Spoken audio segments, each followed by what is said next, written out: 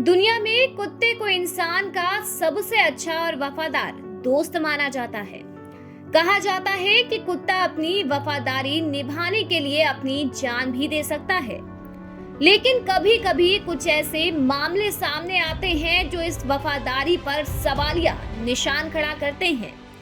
एक ऐसा ही मामला उत्तर प्रदेश की राजधानी लखनऊ से सामने आया है, जहां जिले के कैसरबाग के बंगाली चोला में रहने वाली रिटायर्ड शिक्षिका को उनके पिटबुल ने नोचकर घायल कर दिया। अस्पताल ले जाते वक्त रिटायर्ड शिक्षिका ने दम तोड़ दिया। दरअसल कैसरबाग के बंगाली टोला में सुशीला त्रिपाठी परिवार के साथ रहती थी। वे नारी शिक्षा निकेतन में शिक्षिका के पद से सेवानिवृत्त हुई थी। पति आरएन त्रिपाठी की काफी समय पहले मौत हो चुकी है। बेटा अमित त्रिपाठी अलीगंज स्थित एक जिम में ट्रेनर है। घर में एक लैब्राडोर तो दूसरा खूंखार प्रजाति का पिटबुल डॉग पाल रखा है।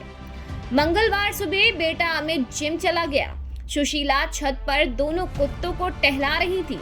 इसी बीच अचानक से पिटबुल आक्रामक हो गया और उन पर हमला कर दिया, जिससे वो गंभीर रूप से घायल हो गई। गौरतलब है कि 80 वर्षीय सुशीला ने खुद को बचाने की बेहद कोशिश की, लेकिन वो उस खूंखार पिटबुल के सामने सफल नहीं हो पाई। सुशीला पर जब उनके ही पालतू कुत्ते ने हमला किया तो वो घर पर अकेली थी। उनकी नौकरानी जब छत पर देखने के लिए आई तो उसके होश उड़ गए। जानकारी मिलने पर आनन फानन में बेटे ने मां को अस्पताल में भर्ती कराया। हालत बिगड़ने पर उन्हें ट्रामा सेंटर रेफर किया गया, जहां डॉक्टरों ने अधिक खून बह जाने के कारण उन्हें मृत घोषित कर दिया। वहीं पोस्टमार्टम रिपोर्ट में खुलासा हुआ है कि सुशीला पर खूंखार कुत्ते ने 13 से ज्यादा वार किए थे। पिटबुल को दुनिया में कुत्तों की सबसे खूंखार प्रजाति माना गया है। कहा जाता है कि अपने अग्रेशन के चलते ये कुत्ते अपने मालिक को भी नहीं छोड़ते, जिस वजह से Germany, Denmark, Spain, great Britain, Ireland, Romania, Canada, Italy और फ्रांस जैसे 41 देशों ने पिटबुल पर बैन लगा रखा है। हालांकि भारत में पिटबुल डॉग के बैन को लेकर कोई नियम नहीं है। इस मामले में जब हमने डॉक्टर और ट्रेनिंग संचालकों से बात की तो उनके मत अलग अलग थे।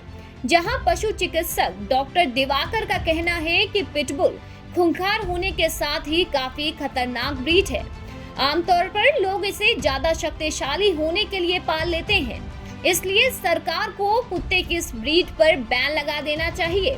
गौरतलब है कि देश में पिटबुल के आक्रामक होने के कई और मामले भी सामने आए हैं। हालांकि पग ट्रेनिंग संचालकों का अपना अलग मत है। इस बारे में जब हमने ट्रेनिंग संचालकों से बात की तो उन्होंने पिटबुल की विशेषताओं पर बात की।